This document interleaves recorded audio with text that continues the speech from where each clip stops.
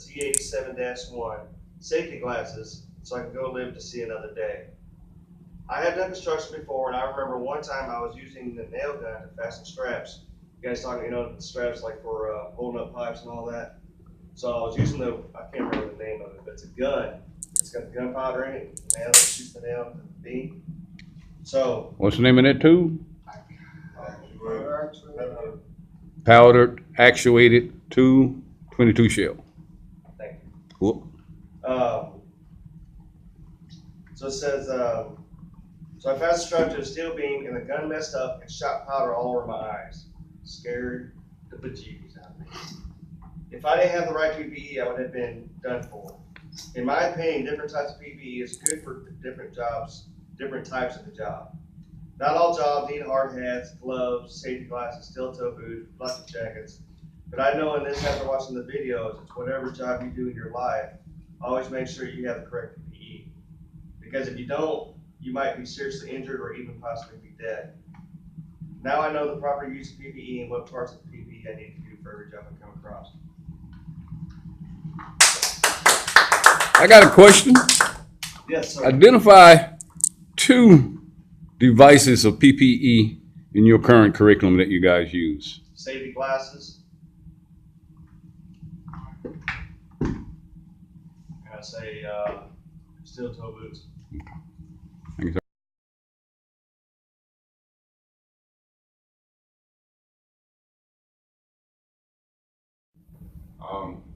On behalf of our OSHA class, I would like to say good afternoon to all the students. Give an honor to our esteemed instructor, Dr. Sanders. This will be Putting that butter on that bread, ain't he? This would be my speech on proper safety. Throughout the years, I've worked a lot of construction sites in the military as well as in the civilian sector.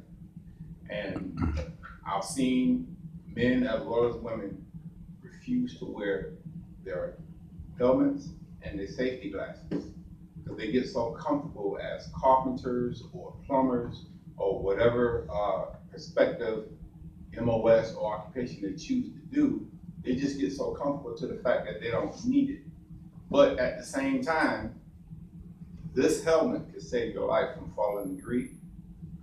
Also, these glasses can save your eyesight. Now, even though I do wear glasses, my civilian glasses, I've had my medicine placed in these safety glasses so I can wear them properly. Now, there are some glasses that you can get to go over your civilian glasses so that you can still function properly without your eyesight going bad. But these right here are designed to take a hit. If you're nailing, as we did in our carpentry 112 last year or when I first began, I've noticed that a lot of my fellow students really cannot nail properly, including myself sometimes. So you out there, you working beside your buddy, and all of a sudden nails start flying around, and next thing you know, something pops you in the eye because you refuse to have on your proper protective eyewear. It's important that you wear these things. Now, as we further, since I started taking this class, here's a scary fact that I have learned. Whenever you go to a job site and you're not in your proper protective equipment, your insurance will not cover you if something happens. Certain things that you need to have, if you say you get into an accident, something falls on your head, or as I stated earlier, your battle buddies has a wild way of swinging hammers in a small degree, flies all over the place. If you're not in this, if this is not right, when something happens, your insurance company will not pay for your medical expenses because you are in the wrong. Yes, I understand sometimes this equipment becomes irritable. Yes, I know it itches. Yes, I know it makes sweat.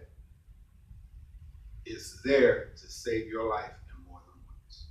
So I would like to I would like to encourage all of my classmates, those of you who are watching, to understand, please, this gear is designed to save your life.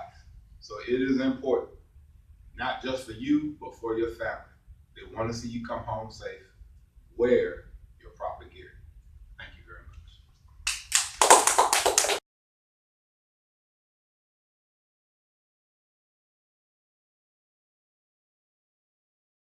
Everybody instructor come in here and give you some outlook on signs and headers.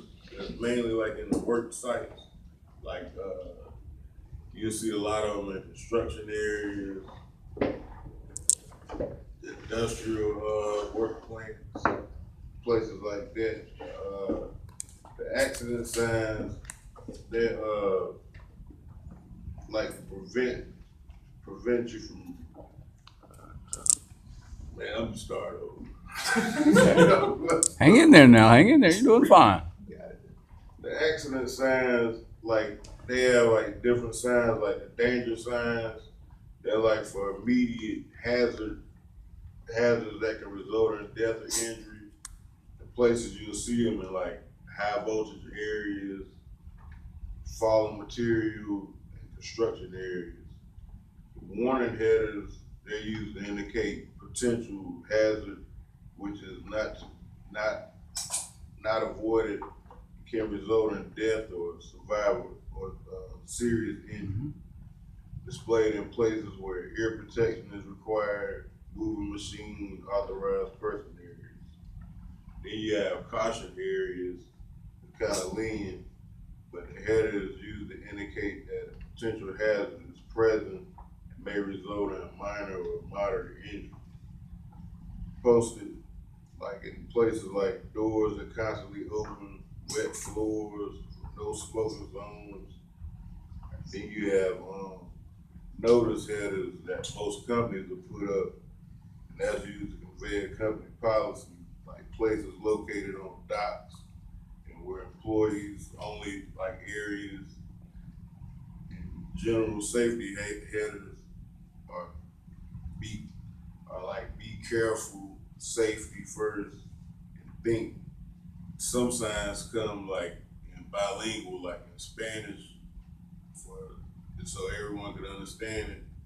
But like you can get a sign personalized, like just for like something that you want to enforce at your own company. Seaton is the resource that provides these signs. They've been in business for like 52 years doing signs since 1956. But most of all, like it's like good to read these signs and take heed to them, because 9 times out of 10, that's like where the accidents really happen.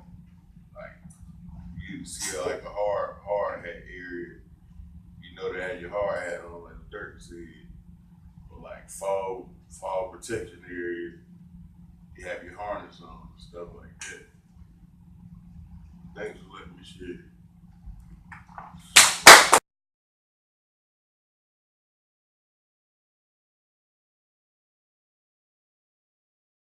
Talk about the same Edward talked about OSHA signs. They are used to alert employees and visitors to prevent accident in the workplace. The first one is danger. It's used to indicate an immediate hazard, and if not avoided will result in death or serious injury. Examples would be high voltage, biohazard, falling material, construction area. And any other place where the probability of personal injury is imminent. The second sign will be warning. It should be used to indicate a potential hazard which is not if not avoided, could result in death or serious injury. Examples of this one will be high noise areas for ear protection, moving machinery, restricted area, and other places where personnel injury is likely to occur. Personal injury is likely to occur. The third one would be caution, should be used to indicate that a potential hazard is present and may result in minor or moderate injury. Examples of this one will be stand clear of door, slippery floors, watch your step, keep doors closed, no smoking, and in any other place that is a potential where there is a potential to occur. The fourth one would be notice. It should be used to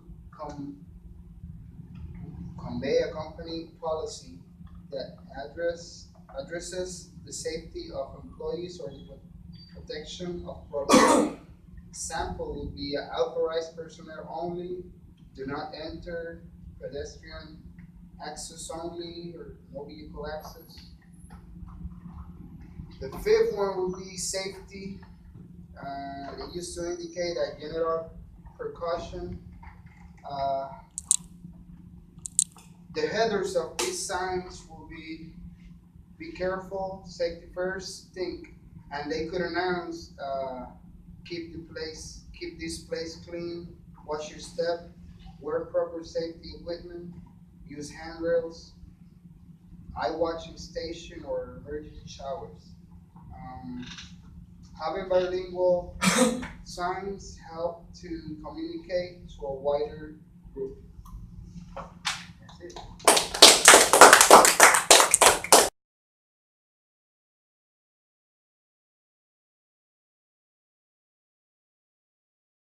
It's Kai Watts. Pretty much a lot of people call me Lakai or Kai for short. Pretty much I'm gonna do pretty much about like fire and like buildings and like help people like fire extinguishers. A lot of people don't know like or pay attention that there's a diagram like next to the door to exit, or they'll just not even care. So when the building's on fire, a lot of times they'll either be or not like automatic like doors that will go up, like will actually go down to prevent like fires from trying to like spread or get to you.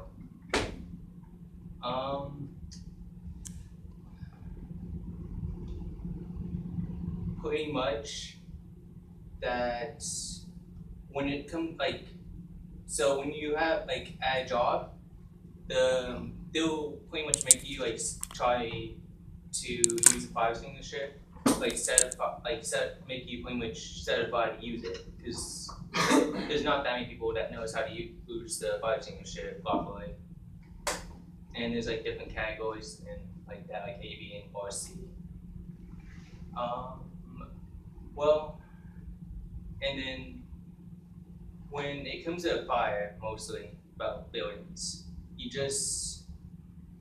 can't like push people because that's like a hazard. You gotta keep calm, but if there's things in the way that's preventing you from like escaping or trying to get out of the exit.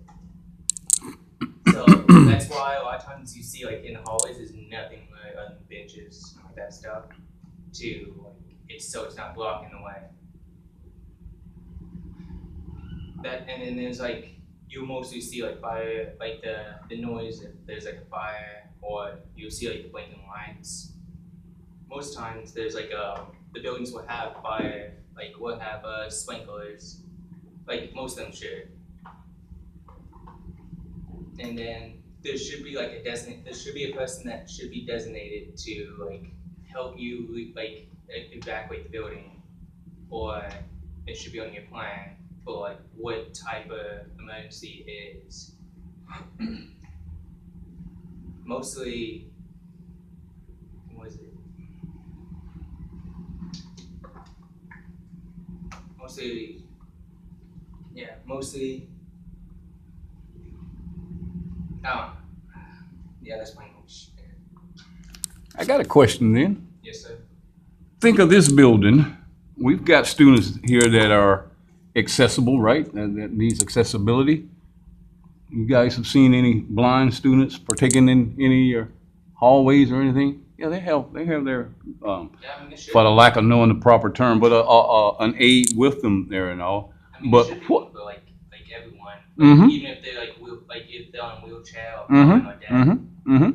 Okay, so when we build, when we plumb, we gotta think about accessibility, right? Well, we've got a person that's, we can't say blind anymore, by the way. It is what? Sight impaired. So how would that person know that an alarm is going off? The vibration in, if they're deaf or whatever. I guess it ought to be someone here somewhere. Yeah, right there at the fire alarm, they're equipped with the flashing lights. No, Cumberland Hall ain't got jack, but that'll be there. It's a pretty good video you watched on the evacuation plans, the emergency evac. You got kids at the house. Do you practice that with your kids? Got a fire extinguisher in your house. It is rated ABC. Can you still get those recharged at the fire department? Yes. Ah, see, so. Can? Yeah. Yeah. Now, you have an issue at your house, and here come homeowners insurance, ask them about things like that, and in some instances, they can say, well, subpart 2 to Roman numeral 3-1A, you just violated, huh? It's the same. Take down your smoke detector. Whoops. Okay, we can't do those.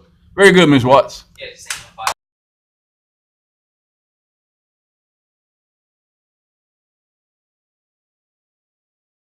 I think she was a registered nurse. I had done some research on how they put on their PPE. They first start off by washing their hands. And I call it a smock, but they call it something else. And it's got, on the sleeve part is where you put your thumb in, and then they put on their glove.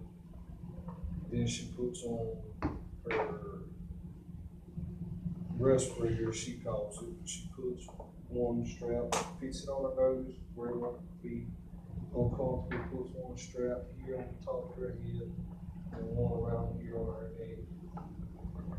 Then she puts on her goggles or safety glasses, whatever she wants to wear. And everything's done, she does it vice versa, opposite way. She don't ever touch nothing in front, they say it's contaminated or whatever. She always touches it in the back.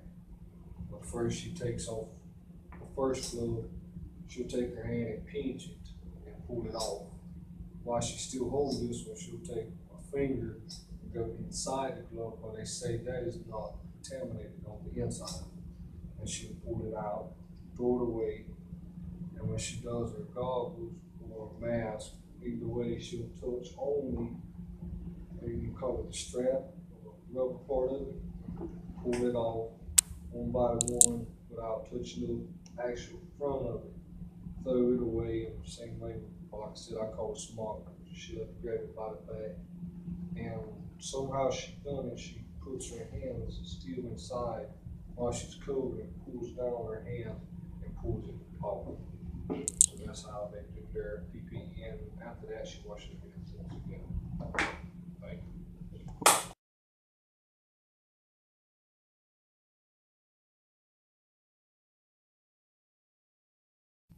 Good afternoon. The webinar that I watched and I'm going to explain is talking about when is PPE necessary. I had a 5-page report, but because I don't use 5 minutes, I decided to cut it down by a lot. All right, so when is PPE necessary? PPE is necessary whenever it is a reason to assume hazards or anything else in the environment, whether it's chemical, radiological, or mechanical, can irritate or cause bodily harm. All right. For the standard construction site, the minimum standard is an NSI protective helmet, iPro, and steel-toe boots. Also, gloves and pants. You can't use just any specific pants. It has to be of quality material that is tough, either a jeans or a type of denim fabric that's a little bit tougher, can protect you not only from the weather, but from minor scrapes and scratches. The employer must do an assessment of the work site whenever he first get there, before his employees even show up. That way he can inform them whether or not there's any additional hazards they need to be aware of. Every person on the job site needs to know the proper use and procedures associated with their personal protective equipment. In 29 CFR 1926 OSHA Construction Industry Regulation 1910.132 General Requirements, that protective equipment, including personal protective equipment for eyes, face, hand, and extremities, protective clothing, respiratory devices, and protective shields and barriers shall be provided, used, and maintained in a sanitary and reliable condition whenever it is necessary. Even if you bring your own as the employee, the employer is still responsible for making sure that that personal protective equipment is to standard, which is clean, in good condition, and in the case of disposal, that's part of their job too. Reasons for needing a helmet is simply to protect yourself from falling objects. An employee at Walmart do not need a protective helmet, even though there are high shelves to where if they're reaching, there may be a chance of something falling and hitting them on their head. Now, at the Walmart distribution center, inside the warehouse, you have to wear a protective helmet. Most of the stuff that can possibly fall and hit your head can be on a lot higher level, it's in bigger bolts, and you must make sure, even if you do get hit in the head, the damage is reduced. Safety is all about hazard reduction. You can't prevent everything, but the best thing to do is try to minimize it the best you can and make sure everybody else around you is. Everybody's in charge of safety.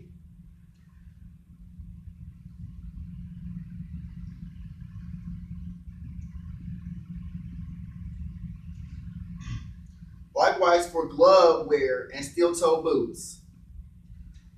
Some jobs will require some more specific personal protective equipment, like hearing protection that covers the whole ear due to higher decibel noise in the environment. It is the employer's job to point out the possible hazards and make sure that you have the equipment you need to protect you properly from dangers on the job site. All equipment will be inspected by an employer. In the 29 CFR 1926 OSHA Construction Industry Regulation Subpart E, Personal Protective and Life-Saving Equipment, 1926.95, it goes into more detail about the equipment and the requirements that the employer and employee must abide by. If you are in charge of a job site, it is your responsibility to not only make sure everybody's safe, but to go by these regulations and rules, because you will be held accountable for it. Even if you're the subcontractor under you, say that he's in charge of his people and will make sure they keep up with the standard of personal protective equipment. It is still your responsibility, being in charge of the job site as a whole. Any questions?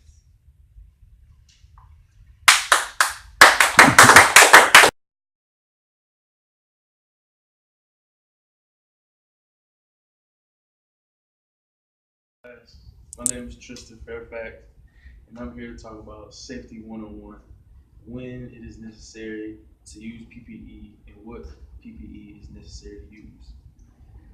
Okay, when you first get on the site, as soon as you step into the site boundaries, you should have on your hard hat, no matter what. Even if you're just looking, no matter what, you should have your hard hat on and some safety glasses, because you never know what could fly down out the sky and smack you in your head or fly into your eye. You just never know. It's always best to be safe.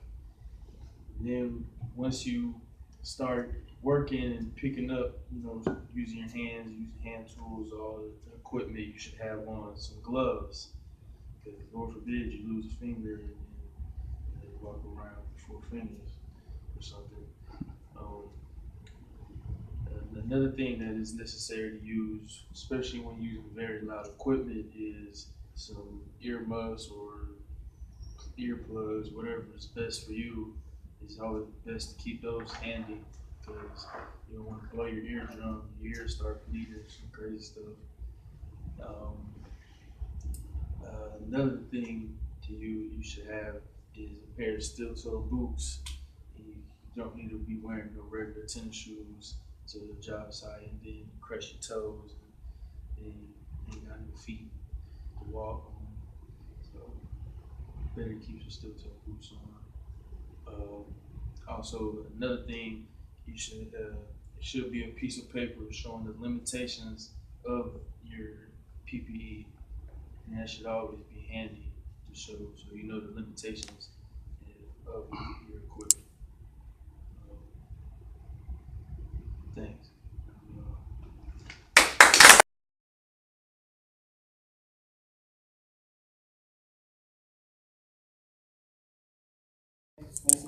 And I chose to do fire extinguisher training and fire prevention.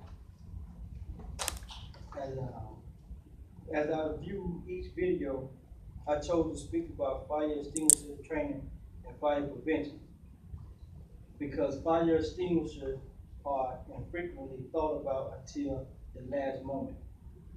This is one of the major reasons why individuals panic when it comes to fire or hazardous situation involving in the use of fire extinguishers.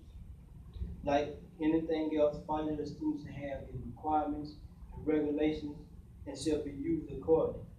An individual first shall equip themselves with the proper knowledge and insight of why, how, where, and when it is the right time to take necessary measures within its uses.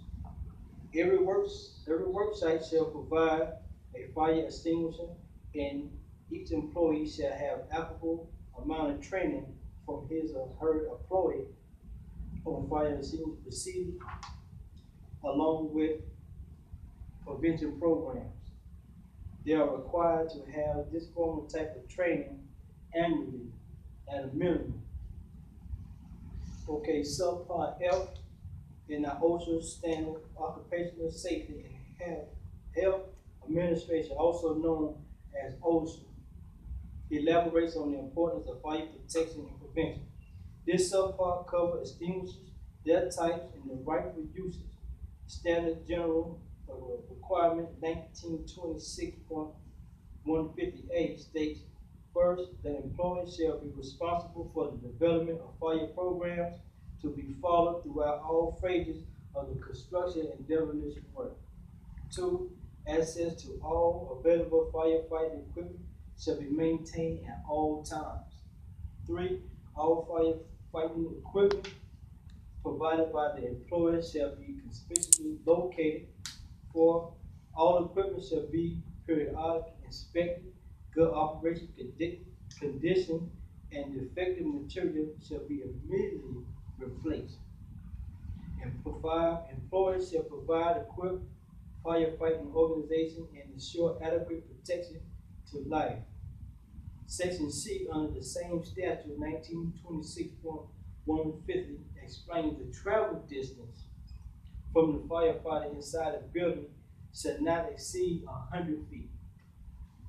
One or more fire extinguishers rated not less than 2A shall be provided on each floor, and one fire extinguisher shall be located adjacent to the stairway. And that comes from 1926.150 parentheses C parentheses 1 parentheses 1. Containing a fire is more difficult than it seems or you expect.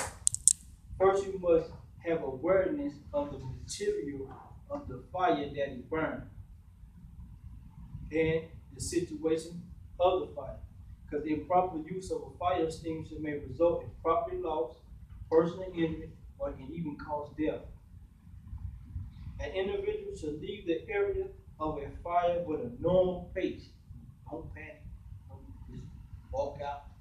You might get weary or whatnot, but bear in mind not to panic, do not run, especially after an extinguisher has been used, because the surface it be like real slippery and you can fall, and a fire might not be put all the way out, and then it'll start killing, and you brushing yourself off, and then next thing you know, it hit you. Now you burn. After the fire extinguisher have been used, contact the local authorities to handle the situation. There are 5 different classes of fire and fire extinguisher according to the National Fire Protection Association. Also, they call it the NFPA. Based on the combustion that is involved, shall determine the kind of extinguisher that shall be used in putting out the fire. There are 4 different chemicals that establish these classes. The first type is water type, which are stored pressure, cartridge operated, water pumps, and soda acid. The second type is foam, which is foam. The third type is carbon dioxide, which is CO2.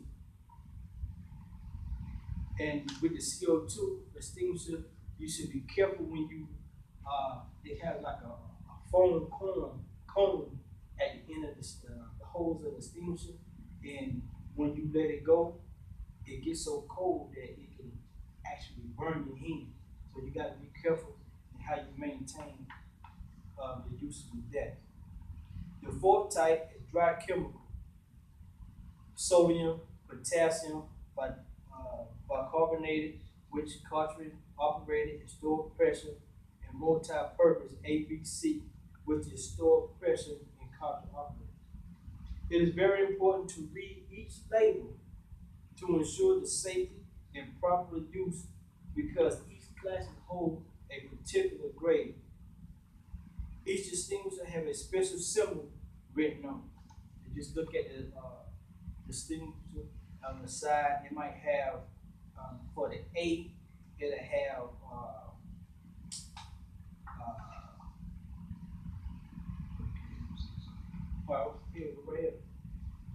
Class A, for instance. The firewood, paper, trash are having glowing embers, and the label should read ordinary combustion. That's what I'm looking for. Like right over the A, it'll have ordinary at the top, and combustion at the bottom of the symbol. This fire extinguisher cannot be used with carbon dioxide or with dry chemical materials of sodium, potassium, or bicarbonate. Class B fires are flammable liquids, gas, oil, paints, and grease, etc. The label reads flammable and liquid. You see Class B on the side, flammable and liquid up under that symbol. This label reads flammable and liquid. It cannot be used with water-type extinguishers. Class C fires is electrical equipment, appliance, tools, or other requirements that is plugged in. The label reads electrical equipment. This extinguisher cannot be used with water-type extinguisher and foam. Class D fire, combustion material, metal, and the label reads combustion metal. This extinguisher is for flammable metal, and it reads special extinguisher agent approved by recognizing test laboratories. And lastly, the fifth one is the newly one that just recently been out. It's called Class K fire. And this extinguisher is used for kitchen fires, deep fries, animal fat, or animal oil, vegetable oil. Mostly used in restaurants, cafeterias, catering, and businesses.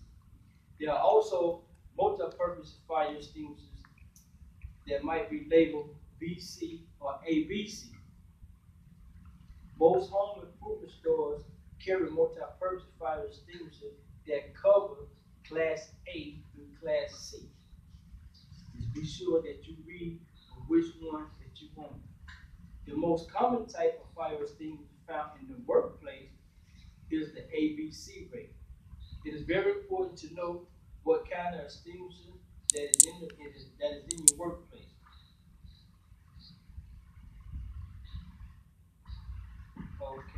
inspection. On each extinguisher, they have an inspection tag. And every month, that inspection, the inspectors are supposed to come out and inspect that extinguisher. The gauge normally was supposed to be in the green area, and if the pin being pulled, it should be resurfaced because it actually loses pressure if that pin is being pulled. And it might be, the arrow still might be inside the green area, but you still want to get it manually properly function. Alright, and it also says that this right here should be done monthly, and any problem with the fire extinguisher, you should have maintenance done to it. Now, the prevention comes with good housekeeping. An individual allowed debris or flammable material to accumulate in an area, it increases the risk of a fire. Keep all equipment and chemicals in their rightful place. Implementing this knowledge, keep it all doorways, corridors, exit area, and especially electrical panels, y'all electricians, panels that y'all work with. Make sure you don't have no cardboard or paper stacked all up against it or whatnot.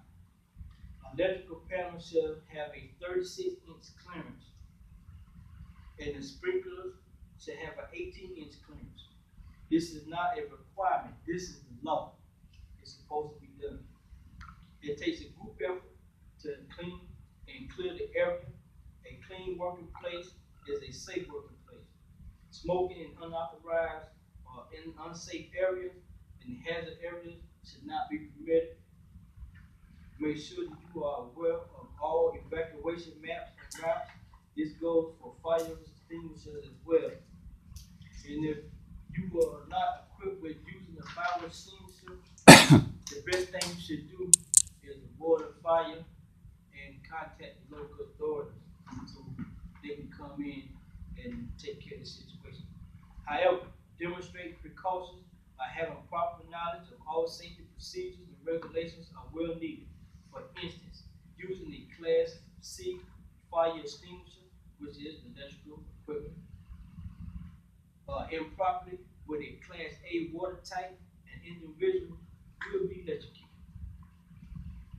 Alright, so be sure that you read all safety manuals carefully before using any and all material. In putting out a fire, make sure you use the pass method of putting this fire out. You stand 8 to 10 feet away from the fire because the closer you get from the fire, it'll kick back. So you want to be at a minimum of 8 to 10 feet, and then you use the pass. The P is for the pin. The A, you aim at the base of the fire. You're hitting the top part of the fire, you want to extinguish yourself. So you aim at the base of the fire, and then the first S, you squeeze the handle. Then you sweep from side to side. And each extinguisher has a certain amount of seconds in which it holds the material in which it contains. So some of them range from 5 to 10 seconds. It's a quick jump. 5 to 10 seconds, 15 to 30 seconds. So it'll read on there the proper measurements of what it contains. And this is my presentation for fire extinguisher training and fire prevention.